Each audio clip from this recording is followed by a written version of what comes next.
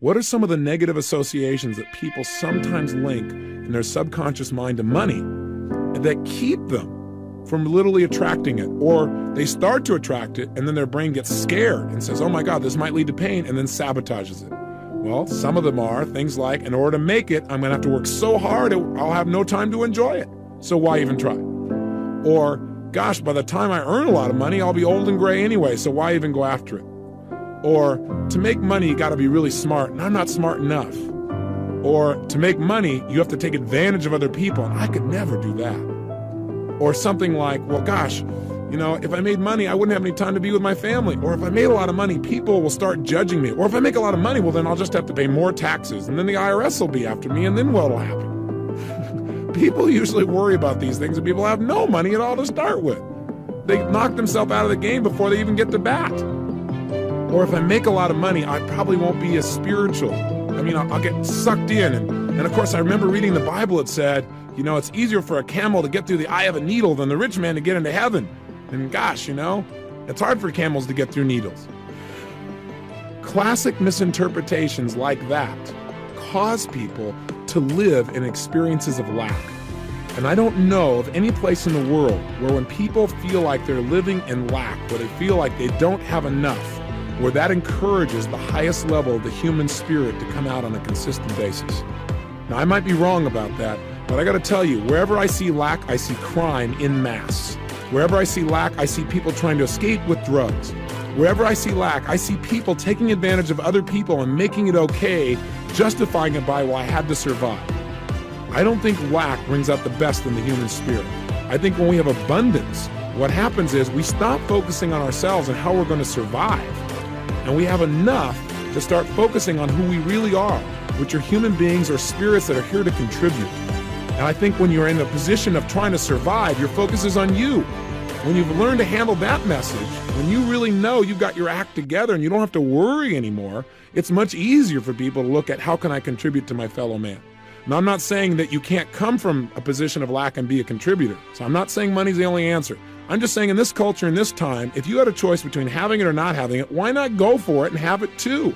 Why not use your money as a powerful tool for positive influence in the people's lives you care about as well as your own, and enjoy having it? Get off the guilt trips that have stopped you in the past. It is that sense of guilt that if you have more money than somebody else, or what if you made more money than your father? Oh my gosh, God, what a wound that would be. It's that kind of thing, those negative associations that are keeping you from having what you want. So if you do not have all the money you want in your life, you associate more pain to having more money than you have now than not having it. It's that simple.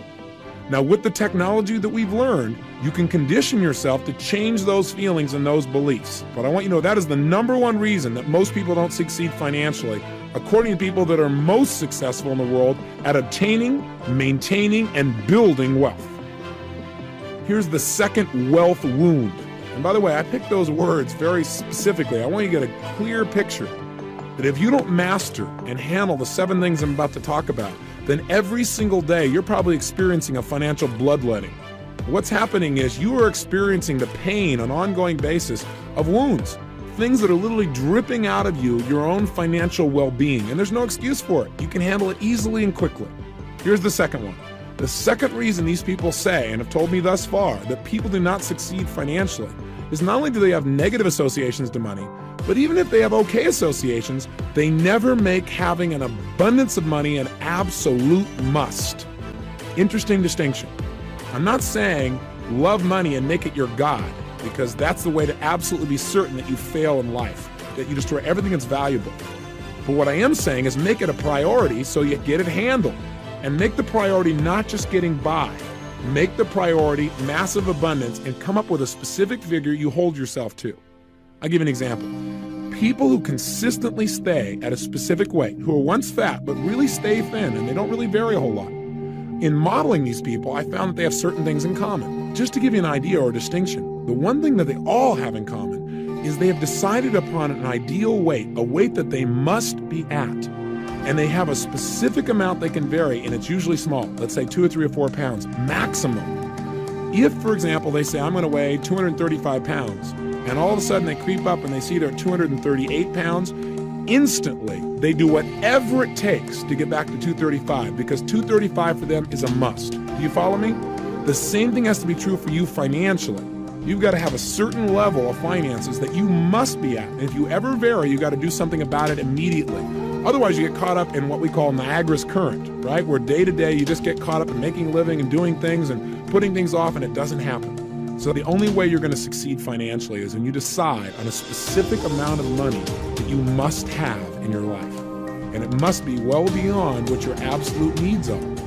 So in other words, what I'm asking you to do is take something that seems right now to be an accessory, money, and make it a necessity.